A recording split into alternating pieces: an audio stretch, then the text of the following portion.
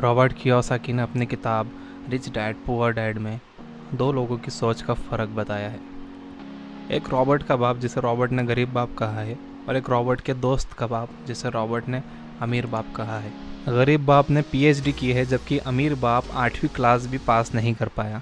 अब गरीब बाप असल में गरीब नहीं है, उसकी ऐसी नौकरी है जो हर इंडियन आज करना चाहता है। वो हाई पेइंग गवर्नमेंट ऑफिशियल है, लेकिन हमेशा पैसों को लेकर परेशान रहता है। जबकि अमीर बाप हवाई का सबसे रईस आदमी बनता है। गरीब बाप फैमिली पर अनपेड बिल छोड़कर मरता है, जबकि अमीर बाप अपनी फैमिली के लिए करोड़ों की दौलत छोड़कर दुनिया से जाता है। अब आप सोच रहे होंगे कि ये दोनों बाप जब अच्छा कमाते थे तो क्यों एक गरीब रह जाता है और दूसरा इतना अमीर क्यों बन जाता है। ये फ़र्क दोनों बाप की सोच का था।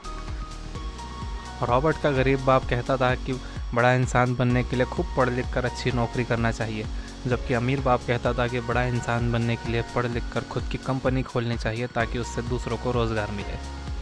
रॉबर्ट का गरीब बाप कहता था कि पैसों से मुसीबत आती है, पैसा ही सारी मुसीबतों की जड़ है, जबकि अमीर बाप कहता था कि पैसों से पावर मिलता है, पैसा ना होना मुसीबत की जड़ है।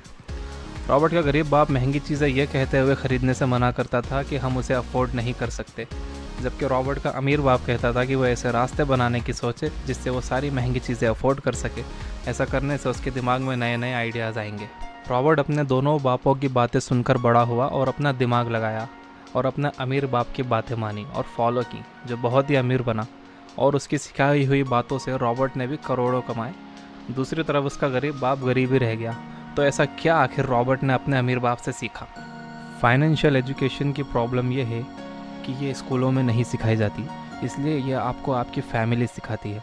अब इसमें प्रॉब्लम यह है कि अगर आपके पेरेंट्स दुनिया के टॉप 1% लोगों में नहीं हैं, तो वो आपको सिखाएंगे कि गरीब कैसे बना जाए। इसलिए नहीं कि वो आपसे प्यार नहीं करते, बल्कि उन्हें पता ही नहीं है कि वो क्या सिखा रहे हैं, और वो रिच डैड पुअर डैड जैसी बुक्स नहीं पढ़ते। रॉबर्ट के अमीर बाप ने रॉबर्ट को असेट्स और लायबिलिटीज़ का फ़र्क समझाया। आपने अकाउंटिंग क्लास में जो भी सीखा है उसे भूल जाइए। रॉबर्ट ने इसे अपनी किताब में बहुत आसान तरीके से समझाया है। असेट्स वो चीज़ें होती हैं जो आपकी जेब में पैसा डालती हैं, और लायबिलिटी वो चीज़ें होती हैं जो आपकी जेब से पैसा निकाल लेती हैं।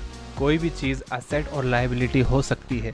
अगर आप एक मकान के मालिक हो और उस पर हर महीने आपके 10,000 रुपये खर्च होते हैं तो वो एक लायबिलिटी है। और अगर आप एक मकान के मालिक हो और वो आपको हर महीने 10,000 रुपये देता है तो वो एक असेट है। Businesses, real estate, bonds, paper assets जैसी चीज़ें एसेट्स होती हैं। ये फ़र्क जानना बहुत ज़रूरी है कि गरीब सिर्फ अपनी ज़रूरतों पर खर्च करता है, अमीर असेट्स खरीदता है, जबकि मिडिल क्लास लायबिलिटीज़ खरीदता है और सोचता है कि ये उसकी असेट्स है। जब तक आप अपनी सोच को नहीं बदलोगे कि आपको आपके पैसों के साथ क्या करना है, तो आप अपनी जॉब से चाहे कितना भी कमा लो, आप उसे अपनी लायबिलिटीज़ और एक्सपेंसेस से मैच कर ही लोगे। आपके दोस्त चाहें आपका महंगा फ़ोन देखकर हैरत करें और आप अमीर दिखने लगें, लेकिन असलियत में आप कभी अमीर नहीं बनोगे। जॉब करना गलत नहीं है, लेकिन मेरे पास जॉब नहीं है क्योंकि मैं मेरी असेट्स से कमा रहा हूँ। लेकिन अगर आप एक आम चलन के हिसाब से स्कूल जा रहे हो, फिर एक नौकरी ढूंढ लेते हो, तो चांसेस हैं कि आप लायबिलिटीज़ बना रहे हो जिसे आप एसेट्स समझ रहे हो।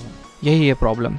सो मेक श्योर अगर आप कमा रहे हो तो वो ज़्यादातर एसेट्स में जा रहा है, ना कि लायबिलिटीज़ में जिसे आप एसेट्स समझ रहे हो। और हाँ, जब आप काफ़ी मात्रा में एसेट्स बना लोगे तो फिर आपको अपनी जॉब की भी ज़रूरत नहीं पड़ेगी। ये मुझे बहुत अजीब लगता है जब लोग कहते हैं कि अगर मैंने बिज़नेस किया, रियल इस्टेट में पैसा लगाया और मेरे पैसे डूब गए तो। यही बात वो अपना दूसरा बड़ा टीवी और महंगा फ़ोन खरीदते समय नहीं कहते, जो एक साल में बेकार हो जाएंगे। एक दूसरा बड़ा टीवी और महंगा फ़ोन जिसकी मुझे ज़रूरत नहीं है, ख़रीदने के जगह मैं मेरा पैसा बिज़नेस में लगाना पसंद करूँगा। और अगर मेरा सारा पैसा डूब भी गया तो जो लेसन मुझे बिज़नेस शुरू करने में मिलेगा वो टीवी पर सास बहू के सीरियल्स या नेताओं को लड़ते हुए देखने और फ़ोन पर फ़नी वीडियोस फॉरवर्ड करने से ज़्यादा कीमती होगा। तो यह थी कुछ बातें जो मैंने अपने डैड और रिच डैड पुअर डैड किताब से सीखी। इस बारे में आप क्या सोचते हो कमेंट करिए, और फ्यूचर में ऐसे ही बिग आइडियाज़ के लिए सब्सक्राइब करिए।